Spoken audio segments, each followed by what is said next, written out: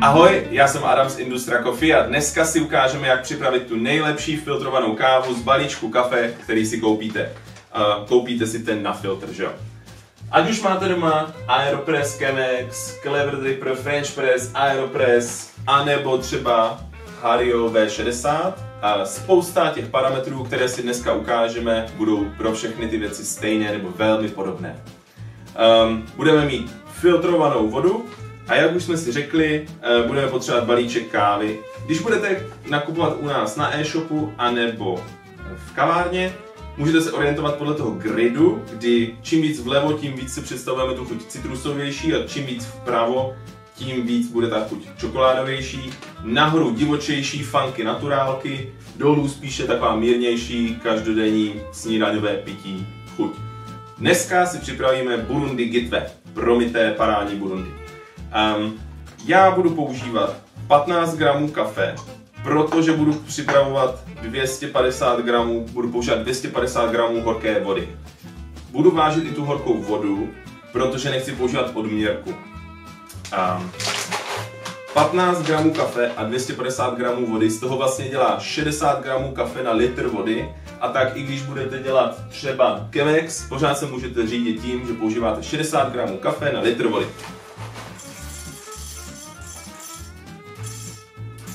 Můžete mít fancy Komandante mlýnek, můžete mít domácí Hario mlýnek, čerstvě namletá je vždycky mnohem lepší a voňavější.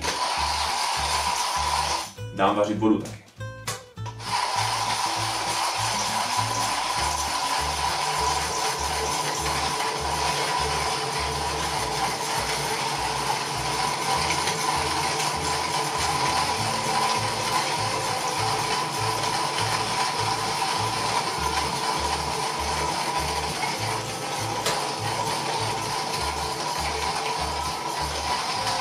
Voda už vypla.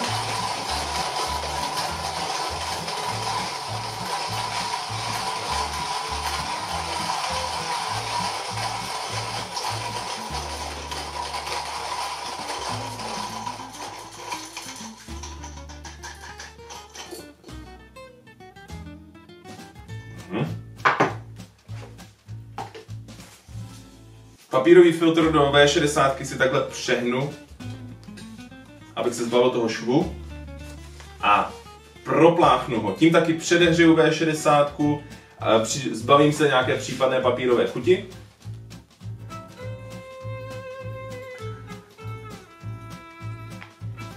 A co je rozhodně potřeba, je vylít tu proplachovací vodu. V hrníčku se na to snadno zapomíná, kdybychom tam neviděli.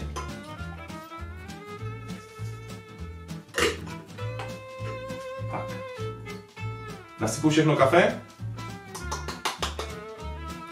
Já mám váhu se stopkama, ale kdybyste neměli váhu se stopkama, můžete vytáhnout stopky, anebo se na to případně úplně vykašlat. Vynuluju tu váhu, protože tu váhu horké vody chci vědět. A naliju trošičku vody, zapnu stopky a udělám takzvané to předmočení, někdo říká blooming. Já dělám 50 gramů, obecně se říká 2 až 3násobek váhy té suché kávy. A chvilku čekám a káva začne takhle pěnit a vonět a my chceme chvilku ji nechat.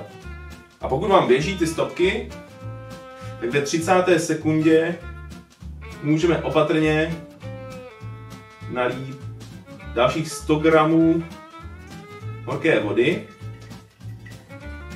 Takže do 150. A už nám to hezky prokapává. A jakmile se zase přiblíží ta minutová hranice, tak dolijeme do těch 250. To časování je sice důležité, kdybychom každý den chtěli úplně stejný filtr, ale kdybyste náhodou to chtěli dělat na pankáče a nalívat to tam tak nějak, když se vám zachce, tak doma klidně můžete. Takhle pomalu můžu krouživými pohyby, obyčejnou konvicí anebo konvicí s husím krkem, to tam takhle naleju a opatrně zamotám. Konvice byla horká, chvíli povaru. A hrubost mletí to je něco, co je extrémně důležité, ale zároveň taky se to těžko ukazuje na kameře. Jde o to, aby kafe chutnalo co nejplnější, pokud možno sladké, aby nebylo příliš kyselé a prázdné, to by možná znamenalo, že meleme příliš hrubě, anebo aby nebylo příliš hořké a drhnoucí, to by možná znamenalo, že meleme příliš jemně. Nás může zajímat, jak dlouho to celkem trvalo, protože teďka ještě pořád ta voda odtéká. Já to mám teďka docela rychle hotové za nějaké 2 minuty 5 sekund možná. Možná to bude příliš lehké a vodnaté, no uvidíme. Když tak bych příště mohl o 1 stupínek zjemnit. Tak. Ten výsledný nápoj bych si chtěl vždycky pořádně zamíchat. Kdybyste si ho přelévali všechen do nějakého velikého hrnku, tak nemusíte ani míchat.